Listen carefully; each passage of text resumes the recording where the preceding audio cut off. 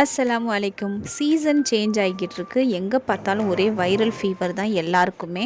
இருமல், சளி எல்லாமே இருக்குது. அதுக்கு ஒரு மருந்து வீட்டிலே ரெடி பண்ணலாமா? அதுக்கு முதல்ல ஒரு பாத்திரத்தில் 1 கப் தண்ணி ஊற்றிக்கோங்க. இதுக்கு 1 ஸ்பூன் ஓமம், 2 நல்ல ஃப்ரெஷ்ஷான வெத்தலை எடுத்து சின்ன சின்னதாக நல்லா பிச்சு அந்த தண்ணியிலே போட்டுக்கோங்க.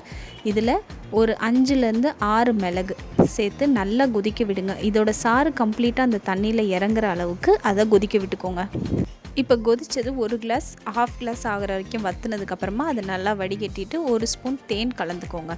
டேஸ்ட்டு நல்லா தான் இருக்கும். பசங்க வேணான்னு சொல்கிற மாதிரிலாம் இருக்காது. தொடர்ந்து 3 நாளைக்கு கொடுத்தீங்கன்னா இருமல், சளி எல்லாமே காணா போயிடும். இதே பெரியவங்களாக இருந்தீங்கன்னா 2 ஃப்ரெஷ்ஷான வெத்தலையில் 1 ஏலக்காய், 2 கிராம்பு, 3 மிளகு வச்சு 1 ஸ்பூன் தேன் ஊற்றி நல்லா பீடா மாதிரி மடித்து சாப்பிட்ருங்க.